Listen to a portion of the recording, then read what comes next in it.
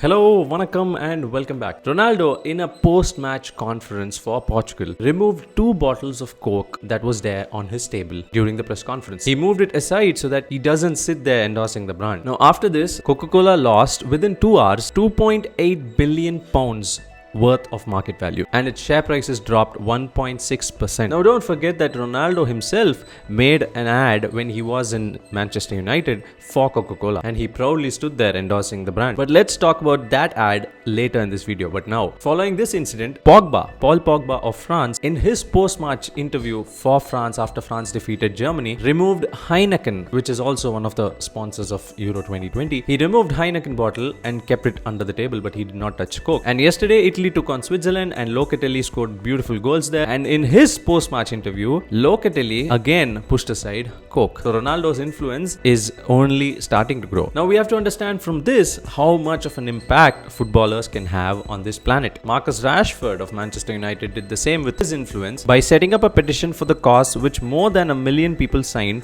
said it would improve the lives of nearly 1.7 million children by providing free school meals for financially weak kids. Now let's take a look at when these fast foods and high sugary drinks came into the football market. McDonalds has been associated with FIFA since the 1994 World Cup, and Coca-Cola since 1978. Now why is it a problem to have them associated with big sporting events like the Euro 2020 and the World Cup? It's because since 1980, obesity has more than doubled. In 2008, a survey said that there were 1.4 billion adults who were obese and overweight, and in 2012 more than 40 million kids under the age of 5 were obese. Now, is it all because of these fast foods? To put things clear, let me explain. A typical meal consists of a cheeseburger, fries and a soda. Now that accounts to over 1000 calories. So if a guy weighed around 75 kgs consumes that one meal, to burn it off, he has to run on the treadmill for 90 minutes at 6 miles per hour. Now for the players who are running on the pitch, that's going to be very easy. But for the people who are sitting there and cheering for them without moving their bodies and then consuming 1000 calories,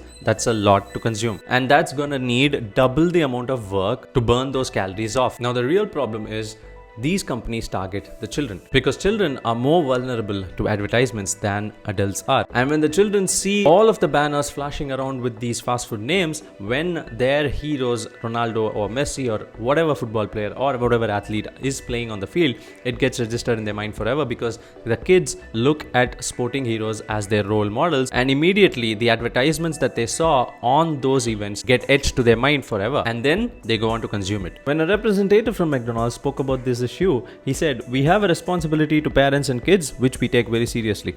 We are committed to playing an appropriate role in children's well-being through educating, empowering and encouraging our customers and their families to make informed choices so they can live a balanced life." But the problem here is that the message getting sent is really wrong. The message is that the consequences of choosing a poor nutritional meal can be complemented by increase in physical exercise. But this isn't actually true because the amount of work that's needed to burn off those calories from fast foods is actually a lot more for people to understand. Now, what can we do about this? Can we do without them? Because out of the 20 Premier League clubs, 17 of them have been associated with one or many fatty or sugary food or drink sponsors. Although individual clubs may need them to survive, these major competitions actually do not need them. For example, a report from the 2012 Olympics stated that the effects of sponsorship from fast food and sugary drink firms during the London 2012 Olympics, corporate sponsorship accounted for less than 10% of total funding for the games, and junk food sponsors alone contributed to less than 2% of this,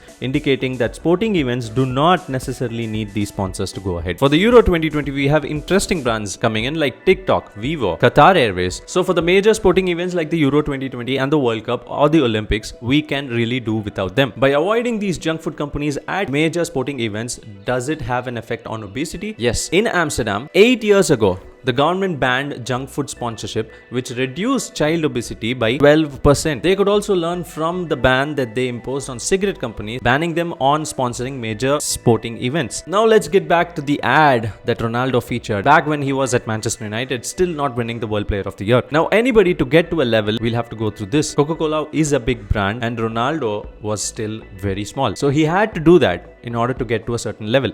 He wasn't the most followed on social media at that time. He didn't hold the world record for scoring the most number of goals at Euro competitions, nor did he have a lineup of boots in his own name. So to get to this level, he had to do that. I'm not defending Ronaldo. I'm just saying it's very important to get to a level and then show your influence, because the things that you do when you get to the top matter the most. If you found this video useful, do share it with your Ronaldo fans, whoever feel Ronaldo did is right, or if you felt Ronaldo is just playing games with Coke by just getting on top with the help of them and then now ditching them, do comment your thoughts on the comment section below. I'll be seeing you again with my roundup of yesterday's games of Euros, so stick around for that. And here's a quick quiz session for you guys. When did Coca-Cola start associating themselves with FIFA events? I discussed this in this video, so if you had followed along, you would comment it first. The first person to comment would get a shout out on my next video. I'll see you again on my roundup of Euro 2020 for yesterday's matches. Until then, signing off, Pradeep.